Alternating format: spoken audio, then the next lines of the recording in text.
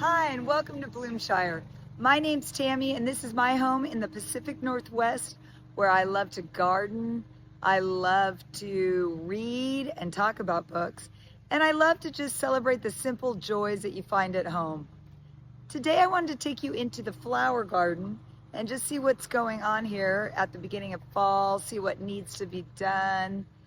I haven't been in the garden for about a week, so I'm sure there's going to be lots of things to do.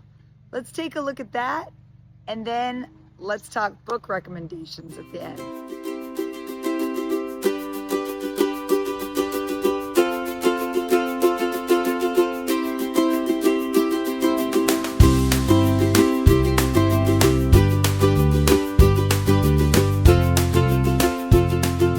Okay, here we are in the garden. Come on in. Let's see what's going on.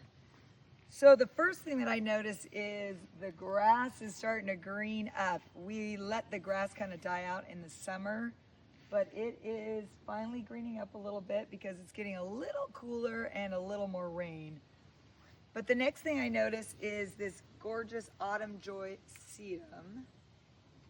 I know most of you guys know about autumn joy sedum, but one thing that I love about it that people might not know, if we can show over here, there is, you'll see they're pretty much all pink right now, but like this one right here is how it starts out, just really light pink because it's barely opening up, and then it goes through a whole host of different pinks until it gets to this dark pink.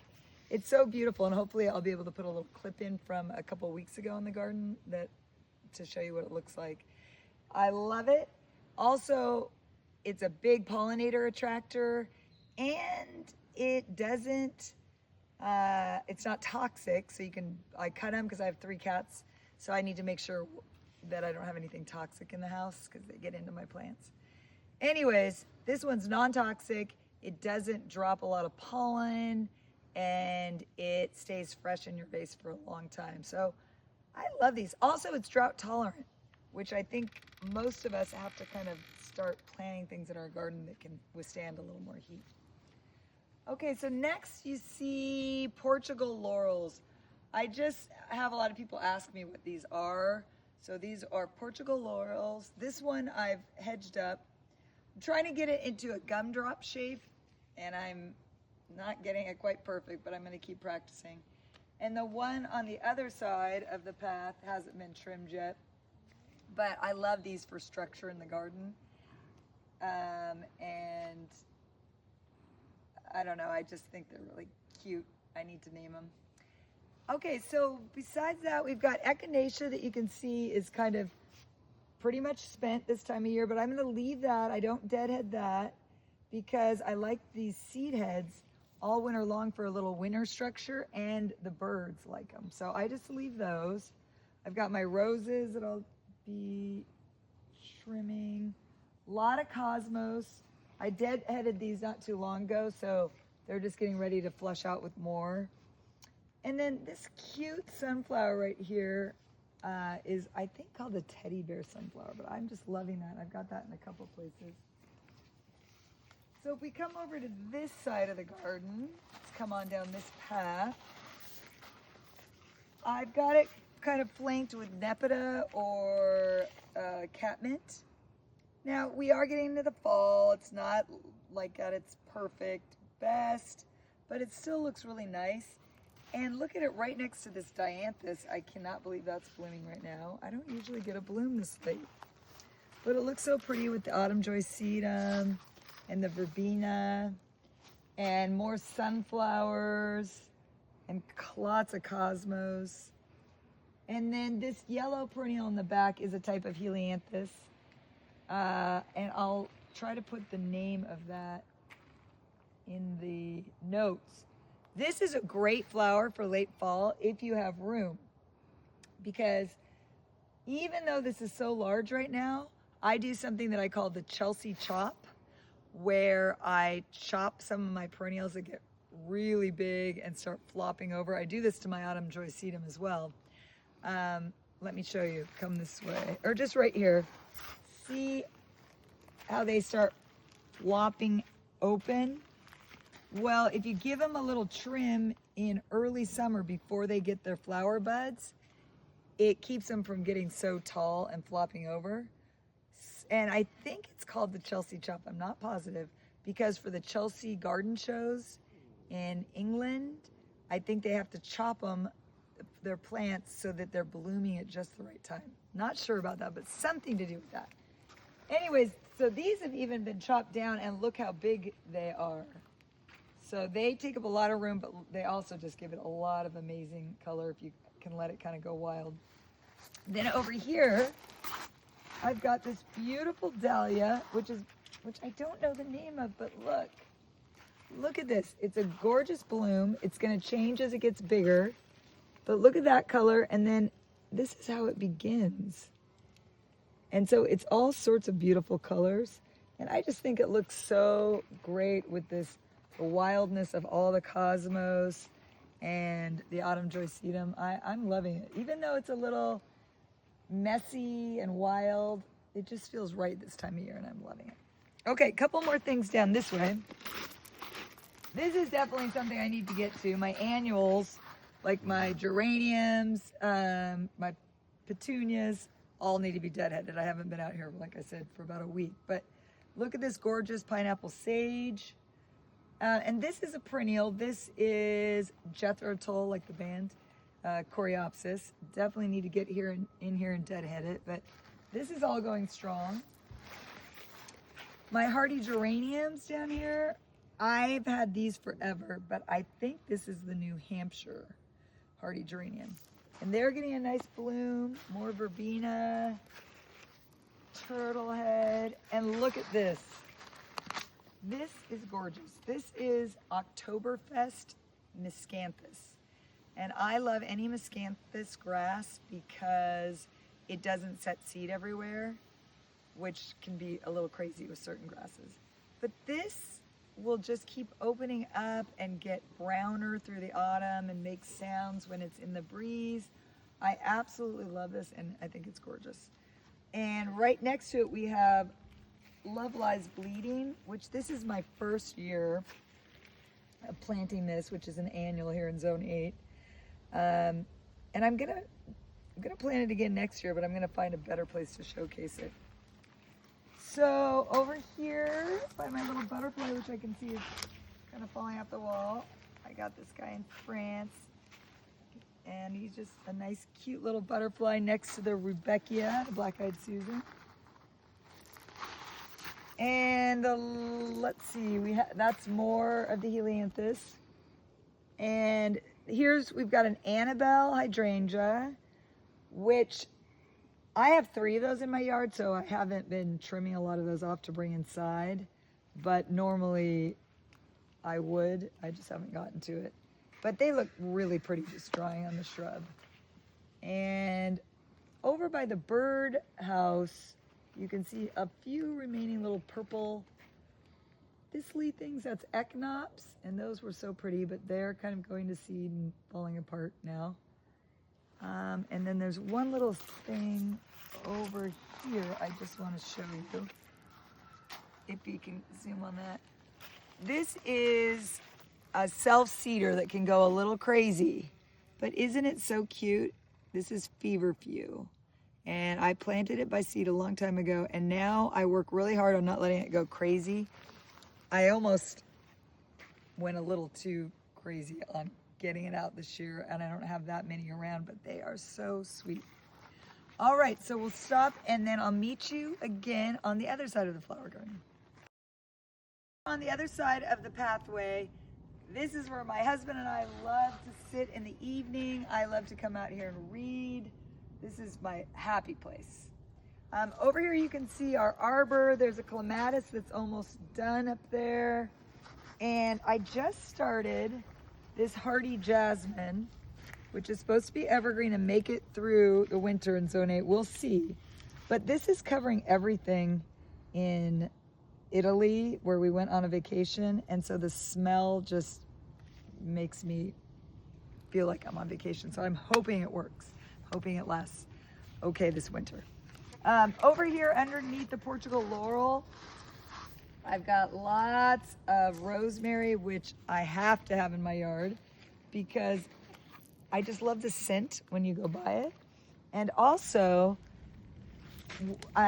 if you guys don't do this, you gotta take your rosemary, chop it up with some garlic, mix it in with butter, and just slab it onto your favorite rustic bread. Oh, so good. So I always have rosemary.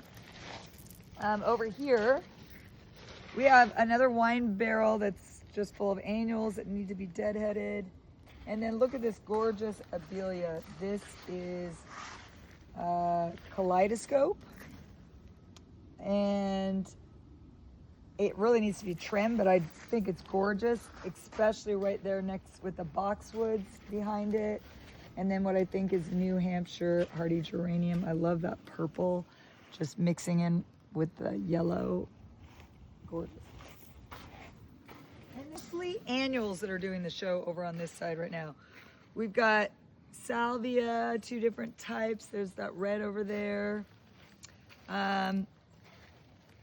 Right down here we have, now that's a perennial, Mexican daisy is the common name. I can't remember the botanical name right now. And there's some purple Veronica there that's pretty much done. That was really pretty. So all my perennials in here, like my Shasta daisies, the garden phlox, the delphiniums, all sorts of things, they're done.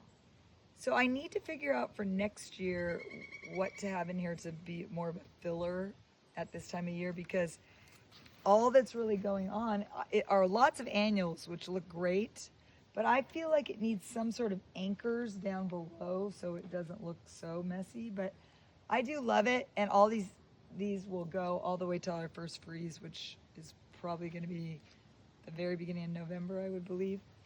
But still, they were looking great. And I cut off, when I'm deadheading my little sunflowers, I cut them off and I stick them in this little basket and they dry up.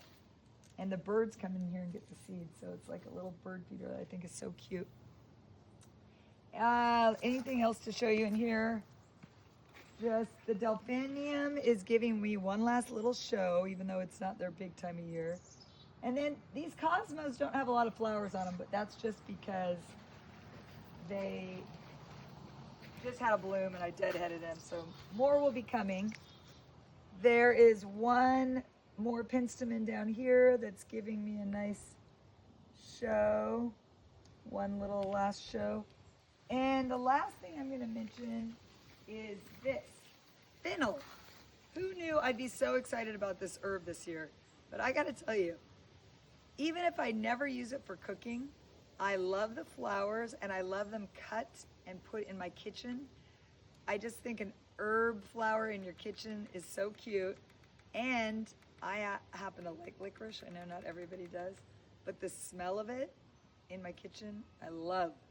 So this is just fennel I'm using as cut flowers inside.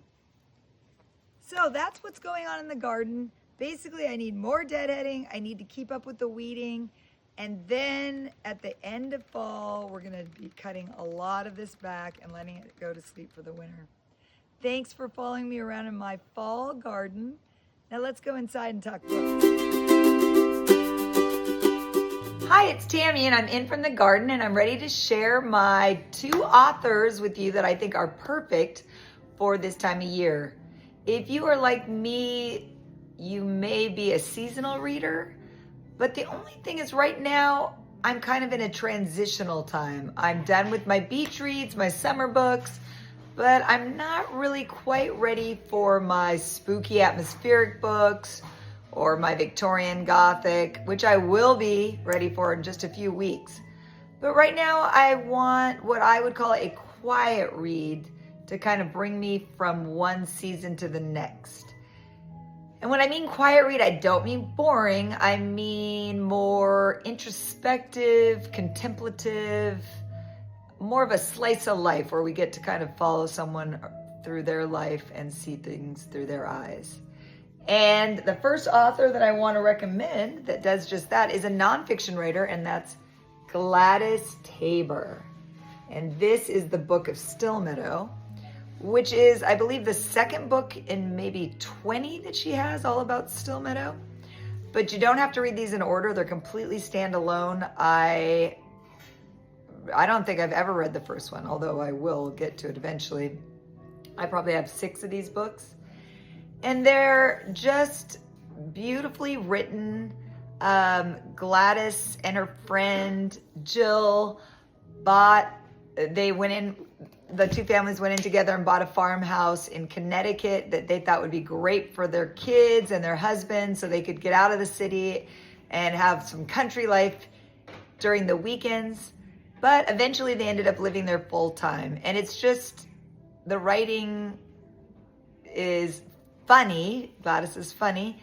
But it's just that type that you can just feel yourself in the room that she's describing, or going out to get the wood on a blizzardy day and putting it in the fireplace, and the smells and the teacup and the cocker spaniels that are always around her ankles while she's reading. And the other thing I love about this book, here's another one, or this series. I don't know if it's got a glare. This is Still Meadow Sampler. This one would be fine to start with as well. They generally are written in that seasonal through the months of the year way, and I love that. So this is great. Anything by Gladys Tabor, I highly recommend. And the second is a fictional, right? Well, these books that I'm going to recommend are his fiction, Wendell Berry. And this is the Port William series. I've read 2 out of the 4, and you can read these out of order as well. This is Hannah Coulter. She's a 70-year-old, twice widowed woman that is living in Port William, which I believe is in Kentucky. And you're just going through her daily life and her contemplation about how the world is changing, what things were like when she was raising her kids, and observing her community. And then, what's great about these books is they're an interconnected series. So Hannah Coulter is the main person in here, but you might meet in this book Jaber Crow, who is the town barber. But the other book that I read is Jaber Crow. And then you're seeing everything in this town through his perspective. Wendell Berry is just writing about ordinary people, but the everyday things that just add up to a beautiful life. He is poetic, and it is the perfect quiet read if you're looking for that right now before you get all into the holidays that are all going to be coming up soon, but we're coming out of summer. So again, that's Wendell Berry, anything in the Port William series, and you can read it out of order, and Gladys Tabor, anything out of her 20 Still Meadow series, 20 books out of Still Meadow series. So I would love to hear if you guys have read anything else that's kind of a quiet read like I'm describing. And I'd love to hear what you think about these authors if you're going to be new readers to them. I'll see you next time.